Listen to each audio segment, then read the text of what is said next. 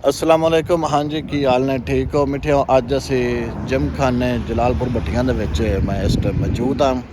इत्थे एक अज बड़ा मज़ेदार व्लॉग शुरू होने वाला है।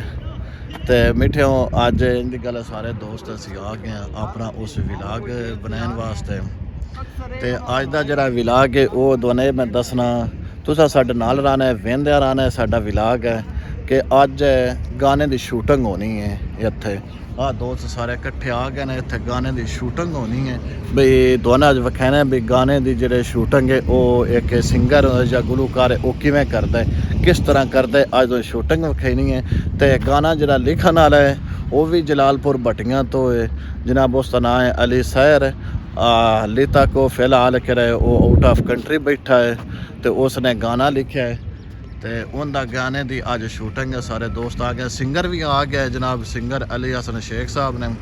तो तुहानू विखाने बई सिंगर जिमें एक गाने की एक्टिंग या किमें रिकॉर्ड वो करता है। हाँ जी फैसल साहब, की हाल है? अलहमदुलिल्लाह। तुसी भी अज शिरकत कर सो एक्टिंग के दौरान? देखना है की कर रहे हैं अजकल। अच्छा ठीक है जनाब, तुसा साडे नाल रहना है, तुहानू अगे जाके सिर्फ विखाने भी किस तरह वो एक सिंगर जरा गाना रिकॉर्ड करता है। जी असीं सारे दोस्त आ गए हैं मियाँ असगर खान भट्टी चौंक में। इसका जरा पहला व्यू है वो लैन लग गया इंशाल्लाह। तो सिंगर जरा अपने तैयारी कर रहे हैं तो उस गाने की शूटिंग का पहला जरा रोल है वो इत्थे दा होना है।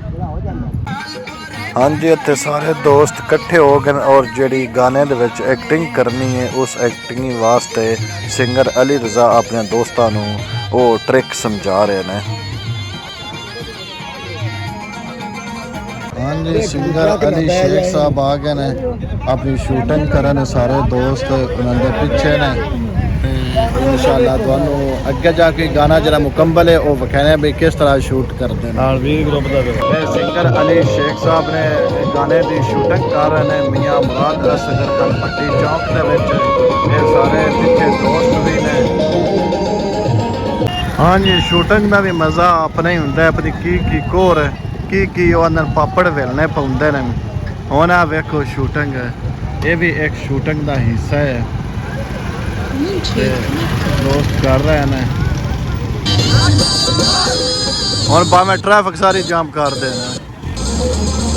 गाने की शूटिंग हो गई है मियाँ मुराद असगर खान भट्टी चौक के विच। असीं सारे दोस्त आए तो सारे दोस्त खले ने।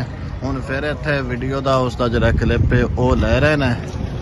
हाँ जी, उन्हें जिम खाने दे विच गाने का एक शॉट या व्यू ले रहे हैं तो वो तुहानू मैं विखाना भी व्यू किस तरह ले रहे हैं। क्योंकि दूर हो के तुहानू मैं विखाना है, नेड़े वो किरा गाने की आवाज़ में आ जाए, हो सके कल कॉपीराइट इशू ना आ जाए। तो राना अली रजा शेख अली हसन शेख साहब ने जो एक्टिंग कर गाने की ते नाल सॉन्ग चल रहे थे, गाना रिकॉर्ड हो रहे और उस तो बाद फिर इसकी जो एडिटिंग होवे तो फिर गाना तुसी वेखे सुने इंशाल्लाह तुहानू मज़ा आएगा। हाँ जी, जरा हुण वीडियो का तुहानू क्लिप विखाना ना वो बड़ा मज़ेदार है कि हुण गाने की शूटिंग हो रही है ना, उन्हें तुसी वेखे तो उन विच फीमेल गाने की शूटिंग की एक्टिंग वो कर रही है तो और गाना अपना जो ना वो रिकॉर्ड हो रहे हैं।